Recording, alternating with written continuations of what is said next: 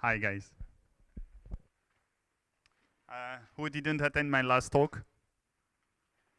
Okay, so I will have to introduce myself again. Yes. I'm Nicolas Fränkel.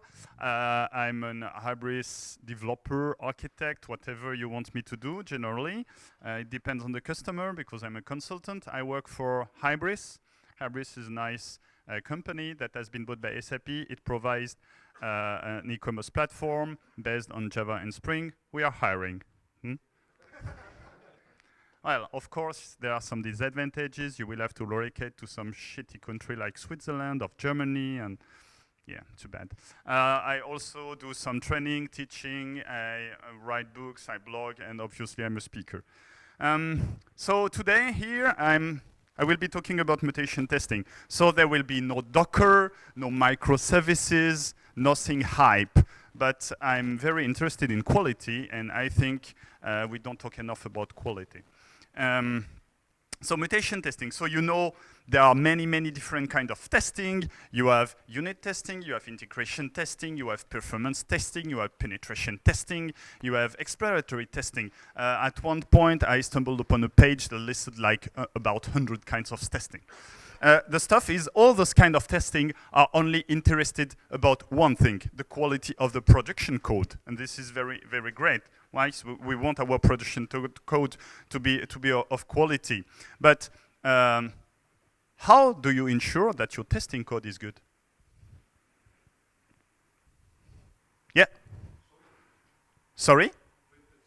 With Sonar, yeah, that could be, no, that's true. Yeah, sure, we can do that. And in Sonar, you have the code coverage, right? Which is basically the metric that everyone uses to tell you, hey, you know, you have a very good code quality. And even if you don't use Sonar, you can use basic tools that get you the metrics. And code coverage, it's very easy. You pass your test, you pass your unit test, and then you check whether a line of production code is executed or not. If it's executed, is check. If it's not, yeah, then it's not check. And to compute it, you divide the number of lines that are executed by the number of lines total. You multiply by 100, you've got your percentage of code coverage. Right? Even I can understand that. That's something to say.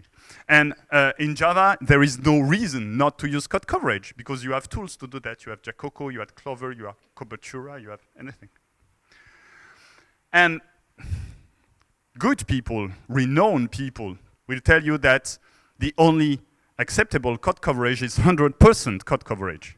Because once you write a line of code, you just have to test it. There is no other way, right? So Uncle Bob says, yeah. If you write a line of code, you test it, 100% code coverage. Who agrees with that? Who doesn't agree with that? Okay. Who is too shy? Okay. And I will show you how you can achieve 100% code coverage. So here I re-implement a math class. I know it exists in Java, but bear with me. And I added a test that checked that the add method works as intended. How much code coverage do I have? I have 100%. I just forgot the assert. But the code coverage is 100%. I'm a winner, guys. So I made Uncle Bob happy, of course. And yeah, it's not a problem. It's just, yeah, it's not a really good metric, right? So any metric can be gamed, any. And you have two ways to game it. The first is you explicitly don't put the assert. You know, it can happen that you use like outsourced, or whether you are the outsource resource, and perhaps you have some shitty metric that have been set as goal, and you're just interested in the stuff to working, and you say, okay, I will just be with that, and I will forget the asserts. What do you care? And if you are the customer, you have no way of telling, okay, I want high quality, so I will ask for 60% code coverage. It will be good enough, but you have no way to really know if it's good stuff. And another way that mutation testing can help you is that it can also reveal some bugs. And what I don't like in code coverage is that if you don't have any code coverage, you are scared. And it's good to be scared. But if you have 100% code coverage, you think you can hack your code in any way possible, and you will have your test harness to catch you if you fall. That is not true, as I've shown you. So having a high code coverage just blinds you to the fact that, yeah, shit might happen. So I hope that I convince you that code coverage is not a good metric. It's the end of the talk. Bye. No, I cannot just tell you about a problem without trying to hint about a solution. And this solution is mutation testing. Here, I will have a simple example. Who knows about the X-Men movie? Not everyone. Guys, are you geeks or not? So everyone should know about the X-Men movie. So you know William Stryker is a bad guy, but here in my example, he will be the original source code. And his son, Jason Stryker, is a mutant, is a modified source code. So how does it go? Like with Sonar testing, we test, and if it should be green, right? With mutation testing, we will create a mutation out of the original source code, and we will execute the same test and check the results. And you have two outcomes possible, right? Either it fails, or it succeeds. And in the above case, we said that the mutant has been killed. And in the below case, we said that the mutant survived. So here, it's not like in the movie, it's opposite. We should kill mutants. Kill mutants, right? You are mutant killers. So it's not the bad guy. You should be good guy and kill the mutants. So here, I just use my same stupid example. I will implement the add method and forget about the assert, right? So I execute the test, it passes. Sure, I have no assert. Here with the mutants, I just modify it slightly by replacing the plus by a minus. So it's a mutant, right? It's not the original source code. And I do the same, and it succeeds again. So if by changing the source code, I still succeed, there is something fishy. Okay, that means the test has a problem. Now, I really add the assert. I should be the case, right? And I do the same stuff. So I execute the test. Sure, 1 + 1 = 2, so it works. And if I create a mutant, then it will fail. So I kill the mutant. I'm good.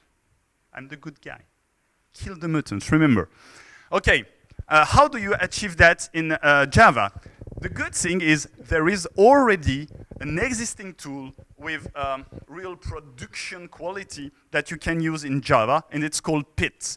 It's available as a command line tool. You can use it as an on-target or as a Maven plugin.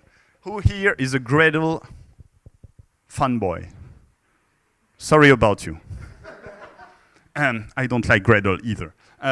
So if you are a regular Maven user, that works. How does it work? It checks for patterns in the code and applies mutators to them. So here is a nice table, and I won't go into the details, but basically it will replace like lower than by lower or equals, plus by minus. It will remove void method calls and stuff like that. Okay? So it will change little bits of your production code and execute your test again. Why am I using the mic anyway? Because of the camera. That's a good idea. So now, sorry for the camera, but I will have to leave the mic to because you want me to code, right? I'm a coder, so let's code something.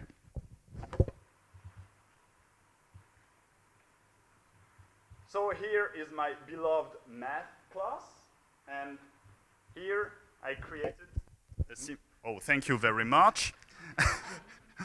Now I feel like I should be very serious. Now here, I created my class, and I just want to run this test and check the pit stuff. So here, I will go on, not this one, I will here go there, and I didn't prepare the here. And I will go to the assert less, sorry, and I will just do that. Sorry? I can zoom in a bit. But it's not very interesting for you. Yeah, time is running. I see that already. So here, you've got the index that has just been done, and we can see that, okay, big enough? Here, we can see that I have 100% code coverage. Hey, thanks, yeah. Thanks, Uncle Bob, for this kind of stuff. But I have 0% mutation coverage. It means that it looks like I'm very good, but I'm just crap. Shit happens. So I will now assert, finally, that my sum is equals to, hey guys, to 1. 3 is just in between.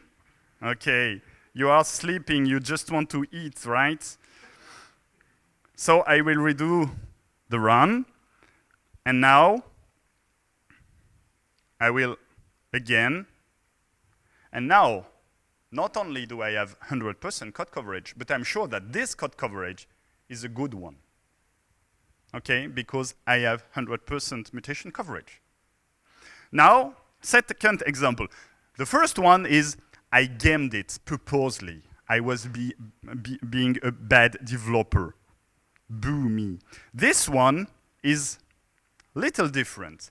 I created a low-pass predicate. So when the limit is, I set a limit, and when I pass an integer, I return true if it's under the limit. So nothing blind blowing. And here, I test it, and I test it really. I have an assert, so when it's under the limit, it should be true. When it's above the limit, it should be false. It's correct? Still sleeping, guys? Yes, it should be correct. And I'm not gaming, I really did my job as a developer. So who can tell me what the problem is?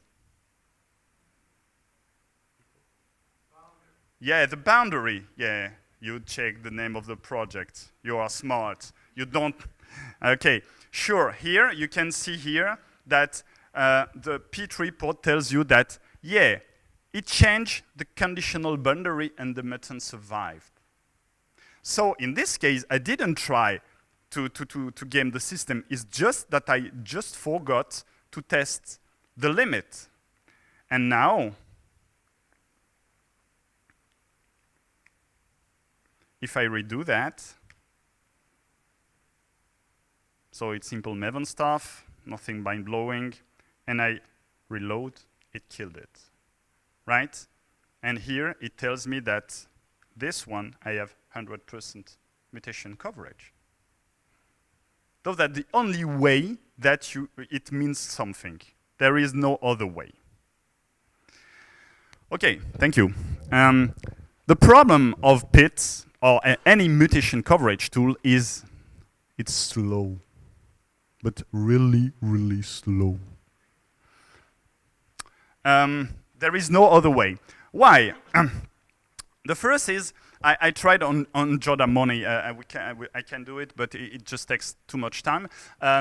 So first, I did a clean test compile to have my test compile, right? And then I did two stuff. I didn't call the whole phase. I just called the plugin, so the Surefire plugin and the Pit plugin. And in the first case, who knows about Jodamoni? And you tell me nothing? So, who knows about Joda time? Okay, Joda money is about money, what Joda time is about time. Now you know. Yeah, it's just the kind of same, it creates the same concepts and like that. So about the Surefire, it runs in 2 seconds, which is quite okay. The MVN pit test runs, it's kind of metrics, it's not real like real, 25 times like that, like nearly 50 seconds for about 11 tests. So that's a lot. And you have to understand that it is normal because it has to analyze the test code, and for each class in the test, and for each mutator, it has to create a mutation, pass the test, get the result, aggregate the results. So that's normal that it takes a shitload of time. You have some workarounds though. The easiest is who doesn't have a multi-core machine? No, she's just moving her glasses. So, if you have a multi-core machine, you just increase the number of threads. Easy and free. That's very easy. Another way is you can configure Pit to use a limited number of mutators. Of course, then you just decrease the number of possible mutations. You can limit the scope of the target classes. You can limit the number of tests. You can limit the dependency distance because Pit, a dependency distance is very easy. If your test directly uses class A, then it has a dependency distance of 1. But if class A uses class B, and your test doesn't use class B directly, it uses class B transitively through class A, then it has a dependency distance of 2. So you can delimit this kind of stuff, thinking that if you are far away, there won't be any ripple effect, which might be the case. You can also use incremental analysis, and this is my next slide. And what I recommend you to do is, as you have seen, I bound the Pit plugin to the test phase. So I could directly write MVN tests, and it executed the Pit test plugin. This is a very, very good thing to do in a demo. But that means that every time you want to run your project, Pit will be called, and then it will get longer. So that's something you shouldn't do, right, with your project. Also, what you can use is you use not the Pit test mutation coverage, but the SCM mutation coverage, which will check that with your SCM, if a class has not changed, then it won't run the test again. The best way, however, is to use incremental analysis. What incremental analysis does, it doesn't check the Git stuff. It just stores the hash of the classes, the compiled classes, and the tests between runs. And if those hashes didn't change, that means the classes and the test didn't change, so it won't run those tests again. That is a very easy way to do that. And it's really great because everything that hasn't changed isn't run again, and you gain time. The other problem of Pit is, A, there is no silver bullet guy. So there are false positives. And you have to be cautious. So here is something that Pit will detect as a surviving mutant. But my algorithm is great. My algorithm is good otherwise. So this is the kind of stuff that will return as a false positive. The other problem is, imagine that you have something that is very hard on the system, like a reboot or a RM-ref, and it's protected by a check. And guess what? Sometimes Pit might remove the check. So if you have that in your code, probably you want to exclude this class from the Pit scope. My conclusion about that is that, and that is very important, it's not about mutation testing, it's more general. Why do you test? You know, like 10 years ago, it was, nobody tested anything. just ship to production, and the customer will call us if there is a problem. Afterwards, there was, oh, but we have to test because, you know, there is a QA process. Okay. So, again, metrics and stuff. Now, some people just test because they want to have a higher test coverage than the neighbor, you know. We are not all men here, but mainly men, and we want to assert that our stuff is bigger than our neighbors. Those are really, really bad reasons to test. You test because there is a return over investment. Because the time that you take to test is less than the time you will lose in the future if you didn't test. So please be pragmatic. Don't follow other people's advice like, you have to reach 100% code coverage. That's stupid. That the guy is not in a real project. That cannot happen. You know, you have deadlines. So you have to be pragmatic. You have to know. And at some point, it's okay not to test because you don't have time. And it's also okay to say to your project manager, no, you will just push the deadline because now we have to test. Both are completely acceptable. It really depends on your concept. And if you have priorities, you have to test the business critical code and the complex code first. So this is it. You can follow me on Twitter. You can check my blog. The mutation testing code that I shown is here on GitHub, and also you can buy my book. And now I think we have 5 minutes for some Q&A. Thank you. Yeah. Because it takes long to run. So why you just don't use it on nightly builds to run all the mutation testing? That's exactly my point. I said you shouldn't bind it in your POM. Oh, so yes. I never said you shouldn't run it at all. Of course, it's a very, very good idea to run it on the continuous integration server, whether it's a nightly build, it's an hourly build, it's whatever. But it shouldn't be part of the, okay, it really depends on the size of your project, but probably, in like 99% of the case, it shouldn't be part on the, oh, I will test before I push process on your own machine, because your feedback loop then will be too long. Okay, thank you. But yeah, sure, you have to do that on the continuous integration server. Other questions? Yeah. Other languages on JVM, like Scala? That's a good question. I was thinking to try, I'm not a Scala fan, I was thinking to try to do something on Kotlin, but I haven't checked yet. What I know is that the mutators are applied when the class is loaded. So it probably occurs at the bytecode level. So in this case, probably it should run without any problem with alternative JVM languages. But I will have to check. It's a good question.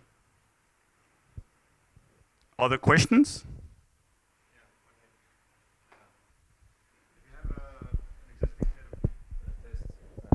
You have an existing set of tests which you think are good, and then you implement this mutation testing. Does it make a real difference? Do you learn new things about do you find more bugs? How do you know they are good? If you think you've done them well. Oh, so because you think? Yeah, I didn't cheat. I didn't miss my asserts, you know. No, really,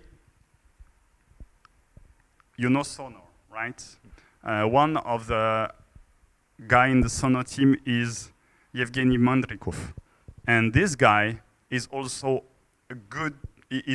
convinced about mutation testing. And he found bugs on the Sonar source code with mutation testing. And those guys are not stupid. You know, you can always find bugs. Again, it's some people don't like to go to the doctor because he might tell them that they have got cancer. So you might want to be happy, just like the three little monkeys. But in that case, you will always learn something. It might catch one bug, it might catch 10, it might catch 10%. I think you will always find something. And the good thing is, it's free. If you use Maven, you just run the plugin, and you do it in the evening. You come back the later day. It has run all the night. You don't need anything. It can run on your local machine. So just try it. So integration time is kind of low. It doesn't take time to. Sorry? To try it is. To try it is like, I can do it if I have some time. Okay.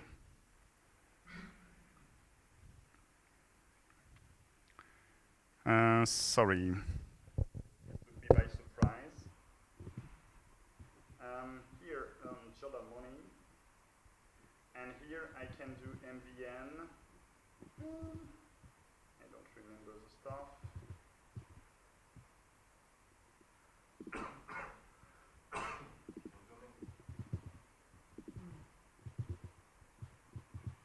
And here, the funny stuff is it won't work. Because in this case, I don't know why. Oh, I can zoom in here also. Here, yeah, I'm not connected to the internet, sorry. Also, what it happened on Joda Money is that, I don't know why, but some classes just don't work, so you have to exclude them. But there is a system property to exclude them. So you don't even need to update the POM. You can just use it on the command line. And this is the kind of stuff that you will get.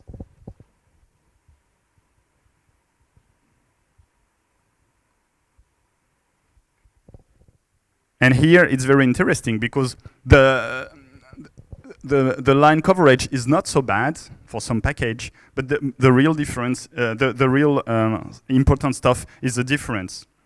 The line coverage is what you think is good, and the mutation coverage is what is really is. So the higher the gap, the more misplaced confidence you have in your code. Other questions? Okay, thank you very much. Thank you.